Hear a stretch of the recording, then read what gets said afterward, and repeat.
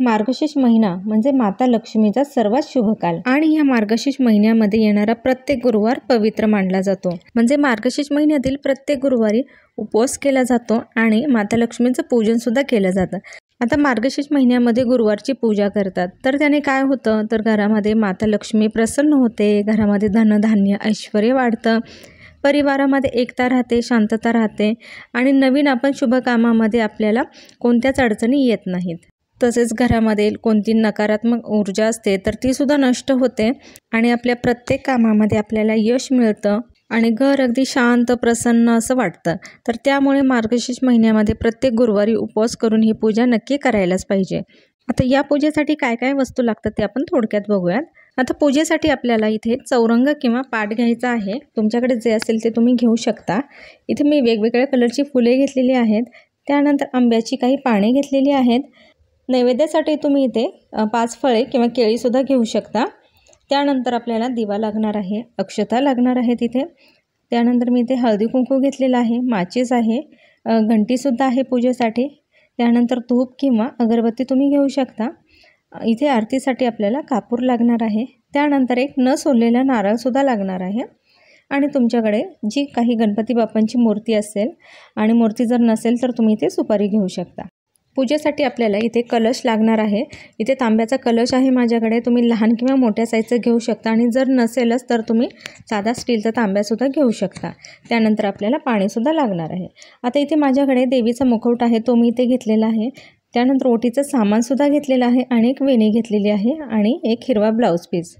तर आता आपल्याला या पाटावरती किंवा चौरंगवरती अंथरण्यासाठी एखादा ब्लाऊज पीस घ्यायचं आहे, लाल पिवळं तुम्ही काही घेऊ शकता। देवीला थोडंसं सजवण्यासाठी मी ते दागिने आणि ब्लाऊज पीससुद्धा घेतलेला आहे। तर आता आपल्या पाटावरती मी आधी हे कपडा अंथरून घेते आहे आणि त्यानंतर आधी आपल्याला दिवे लावून घ्यायचे आहेत, दिव्यांची सुद्धा पूजा करायची आहे। आणि सर्वात आधी आपल्याला अग्निदेवतेची पूजा करून घ्यायची असते आणि त्यानंतर आपल्याला गणपती बाप्पांची सुद्धा पूजा करून घ्यायची आहे। तर आता इथे मी 2 समया लावल्या आहेत, म्हणजे ह्या समया दिवसभर अशा तेवत राहतात। आता आपल्या पूजेसाठी महत्त्वाची एक गोष्ट लागणार आहे, ती म्हणजे महालक्ष्मीची व्रतकथा। तर ही पोथी आपल्याला इथे घ्यायची आहे, अगदी ही सहज जिथे देवांचं सामान मिळतं तिथेही मिळून जाते। त्यानंतर आपल्याकडे इथे महालक्ष्मीचा फोटो असेल तर तो तुम्ही घेऊ शकता। तर इथे माझ्याकडे 2 फोटो आहेत, त्यातील एक फोटो मी आता इथे घेते आहे आणि तुमच्याकडे जर असा फोटो नसेल तरी काही हरकत नाही, तुम्ही नारळ आणि कलशाची इथे पूजा करू शकता। तर आता इथे मी थोड्या अक्षता ठेवल्या आहेत आणि त्याच्यावरती हळदी कुंकू लावून घेतले आहे आणि त्यानंतर मी इथे गणपती बाप्पांची सुद्धा पूजा करून घेतली आहे, एक फूल ठेवलं आहे। आता त्यानंतर मी ते छोटासा चौरंग घेतला आहे, त्याच्यावरती थोडेसे अक्षता ठेवले आहेत आणि माझ्याकडे महालक्ष्मीचा जो फोटो आहे तर त्या फोटोंची सुद्धा मी आता इथे स्थापना करून घेणार आहे। तुमच्याकडे फोटो नसेल काही हरकत नाही।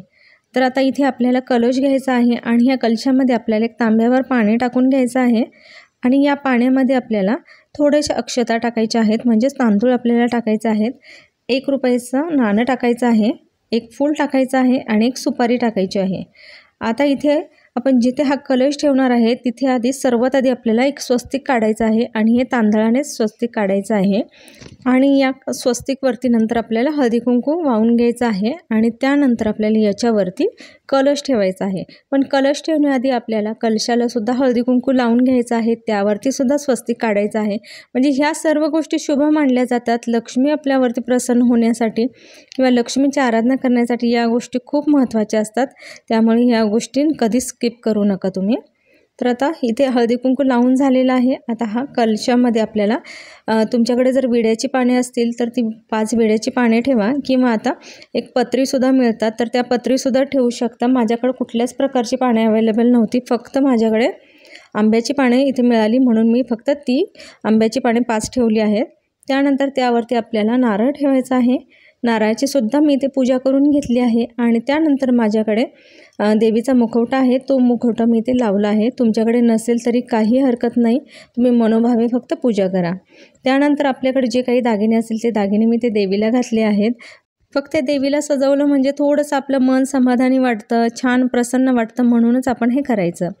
त्यानंतर इथे महालक्ष्मीची जी व्रतकथा आहे त्यालासुद्धा आपण हळदी कुंकू लावून घेऊयात आणि ते लक्ष्मीच्या फोटोसमोर आपण हे ठेवूयात आणि त्याचीसुद्धा आपण पूजा करून घेऊयात। आणि मनोमन देवीला आधी प्रार्थना करायची आहे की आपण जी पूजा करणार आहे ती पूजा आपल्याकडून पूर्ण करून घे, व्रतसुद्धा सगळं व्यवस्थित करून घे. त्यानंतर तुमच्या इच्छेनुसार तुम्ही इथे देवीची ओटी भरू शकता. मी इथे ओटीमध्ये एक हिरव्या रंगाचा ब्लाऊज पीस घेतलेला आहे. त्यानंतर एक खोबऱ्याची वाटी घेतली आहे, सुपारी आहे, हळकुंडा आहे, खारीक आणि बदाम आहे आणि अक्षता आणि फुले. तर हे सर्व आपल्याला ओटीमध्ये ठेवायचं आहे. त्यानंतर एक छानपैकी अशी महालक्ष्मीची मी रांगोळी काढलेली आहे. तुमच्या आवडीप्रमाणे तुम्हाला जसं जमेल तसं तुम्ही ही पूजा करू शकता. आता ही गुरुवारची पूजा जी असते तर ती शक्यतो सकाळी करावी असा नियम असतो. पण ज्या स्त्रियांना शक्य नसतं, म्हणजे ज्या जॉब करतात, तर त्यांना सकाळी बाकीच्या कामांच्या घाईमुळे ही पूजा मांडणी करणं वगैरे शक्य नसतं. तर त्यांनी काय करायचं, जेव्हा संध्याकाळी त्या घरी येतात त्यानंतर स्वच्छ हातपाय वगैरे तोंड धुवून किंवा गोमूत्र अंगावरती शिंपडून त्यानंतर तुम्ही ही पूजेची मांडणी करू शकता आणि पूजा करू शकता. किंवा तुम्ही सकाळी थोडासा वेळ काढून ही पूजेची मांडणी फक्त करून घ्यायची आणि संध्याकाळी नंतर ही सर्व पोथी वगैरे वाचायची. पण ज्या स्त्रिया घरीच असतात तर त्यांना फक्त शक्यतो सकाळी ही पूजा करून घ्यायची असते. त्यामुळे काय होतं, दिवसभर आपलं मन प्रसन्न राहतं, एकदम छान असं वातावरण घरामध्ये असतं. त्यामुळे तुम्हाला जसं सोयीस्कर होईल त्याप्रमाणे तुम्ही पूजेची मांडणी करू शकता आणि संध्याकाळी जरी पोथी वाचली तिन्ही सांजेच्या वेळी तरीसुद्धा चालू शकतं. आता सर्व आपली पूजा मांडून झाल्यानंतर त्यानंतर आपल्याला ही लक्ष्मी मातेची व्रतकथा आपल्याला वाचायला घ्यायची आहे. पण त्याआधी आपल्याला महालक्ष्मीची आरती एकदा म्हणायची आहे आणि त्यानंतर आपल्याला हे महालक्ष्मीचं महात्म्य ही व्रतकथा पूर्ण वाचायची आहे. तर यामध्ये तुम्ही इथं बघू शकता, यामध्ये गुरुवारची ही कहाणी दिली आहे. या व्रताचे नियमसुद्धा दिलेले आहेत, जे तुम्ही नक्की या नियमांचं पालन करूनच आपल्याला ही पूजा पूर्ण करायची आहे. तर हे दर गुरुवारी आपल्याला ही पोथी वाचायची असते. याच्यामध्ये जास्त अवघड असं काहीच नाही आणि काही संस्कृत शब्द आहेत तर ते तुम्हाला व्यवस्थित वाचायचे आहेत आणि थोडीशी मोठ्याने ही पोथी वाचायची आहे, जेणेकरून आपल्या आजूबाजूला घरामधले जे आहेत तर त्यांच्यासुद्धा कानावर पडेल आणि त्यांच्याकडूनसुद्धा नकळतपणे ही भक्ती केली जाईल. त्यासाठी आपल्याला हे थोडंसं मोठ्या आवाजात वाचायचं आहे. आणि त्यानंतर इथे महालक्ष्मी अष्टक आहे, स्त्रीसूक्त आहे, ते सुद्धा आपल्याला वाचायचं आहे. यासोबत तुम्ही महालक्ष्मीचं सार्थ श्रीसूक्त हे सुद्धा तुम्ही इथे वाचू शकता. याने सुद्धा खूप फरक पडतो. रोजच्या रोज जर तुम्ही तिन्ही सांजेच्या वेळेस हे वाचलं तरीसुद्धा खूप चांगल्या याचे सकारात्मक आपल्यामध्ये बदल झालेले आपल्याला दिसतील. त्यामुळे सार्थ श्रीसूक्तसुद्धा तुम्ही वाचायला काही हरकत नाही. पण असं म्हणतात की हे फक्त स्त्रियांनी वाचायला हवं आणि पुरुष सूक्त जे असतं ते पुरुषांनी वाचायला हवं. आता हे सर्व वाचून झाल्यानंतर आपल्याला महालक्ष्मीची आरती म्हणायची आहे आणि त्यानंतर या पूजेची सांगता करायची आहे. आणि दिवसभर या दिवशी तर उपवासच करावा लागतो. संध्याकाळी फक्त आपण उपवास सोडू शकतो. आणि देवाला नैवेद्य म्हणून मी इथे खडीसाखरेचा प्रसाद ठेवलेला आहे. आणि त्यानंतर तुम्ही संध्याकाळी जे काही प्रसादाला बनवणार आहात किंवा जे काही घरामध्ये जेवण बनवणार आहात तर त्याचा नैवेद्य तुम्ही ते आधी देवीला दाखवायचा आणि त्यानंतर मग स्वतः ग्रहण करायचा. तुम्ही ते गोडाचा कोणताही नैवेद्य बनवू शकता, शिरा किंवा खीरसुद्धा बनवू शकता. आता यावर्षी मार्गशीर्ष महिन्यातील एकूण 4 गुरुवार आले आहेत. पहिला गुरुवार हा 27 तारखेपासून चालू होतो. असे फक्त 4 गुरुवार आहेत. शेवटच्या गुरुवारी 5 सुवासिनींना बोलून या व्रताचं उद्यापन करायचं असतं, त्यांना जेवू घालायचं असतं आणि त्यानंतर महालक्ष्मीची व्रतकथा, एक फळ, फुलं, पान, सुपारी इत्यादी तुम्ही त्यांना देऊ शकता. आणि हे उद्यापन तिन्ही सांजेच्या वेळीच करायचं असतं, कारण तिन्ही सांजेनंतरच आपल्या घरामध्ये लक्ष्मी येत असते. त्यावेळी त्या ज्या स्त्रिया आहेत त्या लक्ष्मीच्या रूपानेच आपल्या घरामध्ये आलेल्या आहेत असं समजून त्यांना लक्ष्मीसारखा आदर द्यायचा असतो, मान सन्मान द्यायचा असतो. आणि त्यानंतर त्यांच्यासुद्धा आपल्याला पाया पडायचे असतात. भले ती आपल्यापेक्षा वयाने कमी जरी असेल तरी ते माता लक्ष्मीचं रूप आहे असं समजून आपण त्यांच्या पाया पडायच्या. आणि हा मार्गशीर्ष महिन्यातील गुरुवार हा अत्यंत पवित्र महिना असल्यामुळे या महिन्यामध्ये शक्यतो तुम्ही मांसाहार वर्ज्य करावा. तर तुम्हाला माझी ही साधी सोपी अशी महालक्ष्मीची पूजा कशी वाटली मला कमेंट करून नक्की सांगा.